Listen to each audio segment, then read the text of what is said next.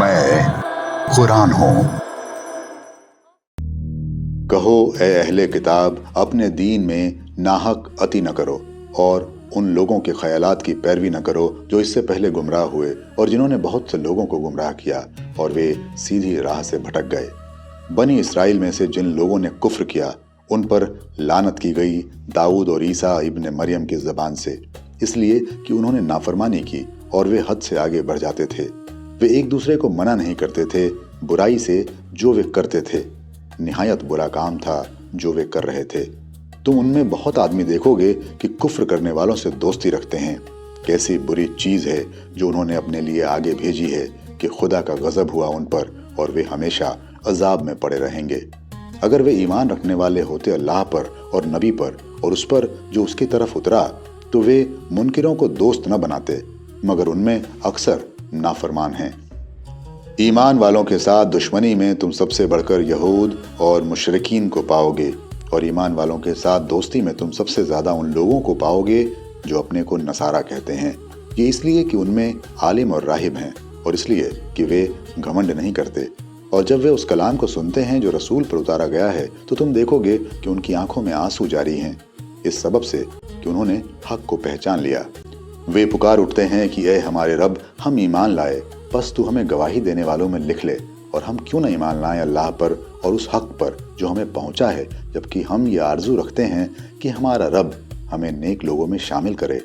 बस अल्लाह उन्हें इस कौल के बदले में ऐसे बाग देगा जिनके नीचे नहरें बहती होंगी और वे इनमें हमेशा रहेंगे। और यही बदला है नेक अमल करने वालों का। और जिन्होंने इनकार किया और हमारी निशानियों को झुटलाया तो वही लोग दोज़ख वाले हैं। ए ईमान वालों, उन सुथरी चीज़ों को हराम न ठहराओ जो अल्लाह ने तुम्हारे लिए हलाल की हैं और हद से न बढ़ो। अल्लाह हद से बढ़ने वालों को पसंद नहीं करता। और अल्लाह ने तुम्हें जो हलाल चीज़ें दी हैं उनमें से खाओ और अल्लाह से डरो जिस पर तुम ईमान लाए हो। अल्लाह तुमसे तुम्हारी बेमाना कस्मों पर गिरफ्त नहीं करता, मगर जिन कस्मों को तुमने मजबूत बांधा उन पर वो ज़रूर तुम्हारी गिरफ्त करेगा। ऐसी कसम का प्रायश्चित है 10 मिस्कीनों को औसत दर्जे का खाना खिलाना जो तुम अपने घर वालों को खिलाते हो, या कपड़ा पहना देना, या एक गर्दन आज़ाद करना। और जिसे मयस्सर न हो वो 3 दिन के रोज़े रखे। ये कफ़ारा है तुम्हारी कस्मों का जबकि तुम कसम खा बैठो। और अपनी कस्मों की हिफाजत करो।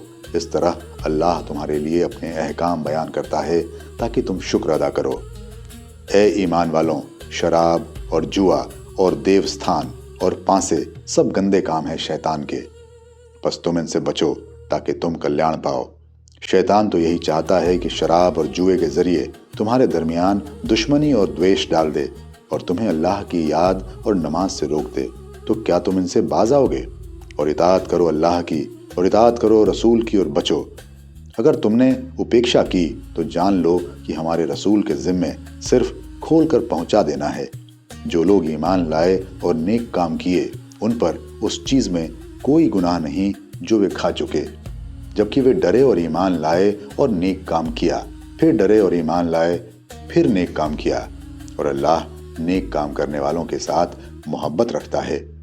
ए ईमान वालों, अल्लाह तुम्हें उस शिकार के जरिए से आजमाइश में डालेगा जो बिल्कुल तुम्हारे हाथों और तुम्हारे नेज़ों की जद में होगा, ताकि अल्लाह जाने कि कौन शख्स उससे बिना देखे डरता है। फिर जिसने इसके बाद ज़्यादती की तो उसके लिए दर्दनाक अजाब है। ए ईमान वालों, शिकार को न मारो जबकि तुम हालत एहराम में हो। और तुम में से जो शख्स उसे जानबूझकर मारे तो इसका बदला उसी तरह का जानवर है जैसा कि उसने मारा है, जिसका फैसला तुम में से 2 आदिल आदमी करेंगे। और ये नजराना काबा पहुंचाया जाए, या इससे प्रायश्चित में कुछ मोहताजों को खाना खिलाना होगा, या इसके बराबर रोजे रखने होंगे ताकि वो अपने किए की सजा चखे। अल्लाह ने माफ किया जो कुछ हो चुका, और जो शख्स फिरेगा तो अल्लाह उससे बदला लेगा।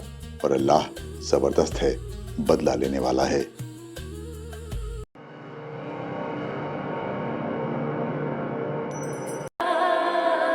मैं कुरान हूँ।